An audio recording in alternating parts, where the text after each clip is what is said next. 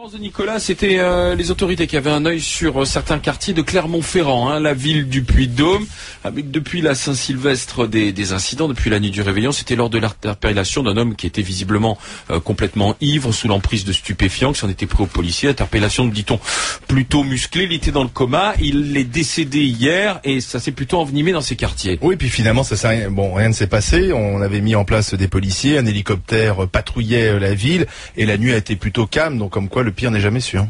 Enfin, relativement calme. Oui, pardon, je vais prendre la position du salaud, que je n'affectionne pas particulièrement, mais je dis les choses. C'est un cas où il faut être extrêmement prudent. Il n'y a pas de quoi brûler des voitures au moment où nous savons quelque chose sur ce cas. C'est quelqu'un qui aurait lancé des projectiles, qui était sous le coup à la fois de la boisson, du cannabis et de la cocaïne. Ça, c'est acquis au débat. D'accord ? Bon, ensuite, il y a eu une interpellation à la suite d'une course-poursuite. Il a été interpellé, sauf avoir des petites ailettes autour des bras. Les policiers, ils doivent bien effectivement faire usage de leurs muscles. Donc, quoi d'autre ? Des armes, donc de leurs muscles, pour interpeller les gens. Donc, j'ai vu un communiqué de SOS Racisme. J'aimerais savoir pour quelle raison SOS Racisme s'est saisi de ce cas-là. Je ne sache pas qu'il était indiqué quelque part que... Parce qu'il s'appelle Wissam El Yami. Voilà. Bon, eh bien, alors s'il s'appelait Claude Duménil, SOS Racisme ne serait pas intervenu. Sûrement pas. Ah bah oui.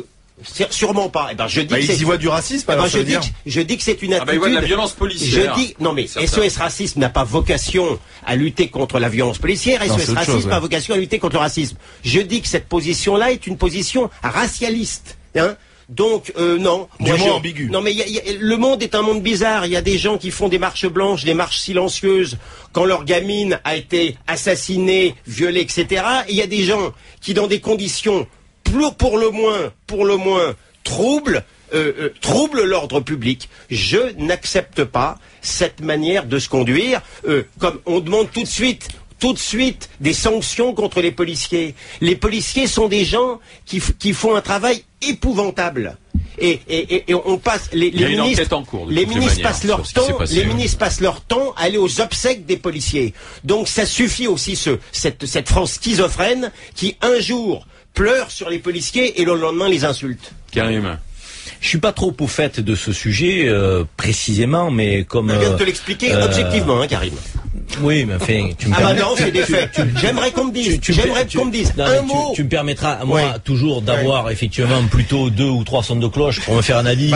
Les journaux, plutôt que de. C'est bien ce que je disais, donc je me suis pas penché sur ce fait d'actualité précisément. Mais comme dans ta sortie, tu fais une analyse qui dépasse quelque part aussi le cadre de cette simple de ce fait-là, parce que tu expliques effectivement l'approche racialiste. Donc oui, on peut regretter parfois qu'on accuse souvent de racisme, voire d'antisémitisme, des fois dans des faits qui n'en sont pas, et ça ne sert ni le combat contre l'antisémitisme, ni le combat contre le racisme. Ça les dessert. Je veux dire, et on voit des gens effectivement s'emporter et s'emballer en fonction du patronyme de la personne concernée. Quand c'est quelqu'un de confession juive, on crée l'antisémitisme à tout bout de champ. Quand c'est quelqu'un d'origine maghrébine, on crée le racisme. Donc je pense qu'il faut être prudent. Donc le racisme et l'antisémitisme, c'est pas un jeu. Donc quand il y a vraiment fait avéré de racisme et d'antisémitisme, je crois qu'il faut pas attendre d'être de telle ou telle confession ou origine pour combattre. Donc on doit être capable de le faire au-delà de ses origines, mais il faut pas non plus tout amalgamer, tout mélanger.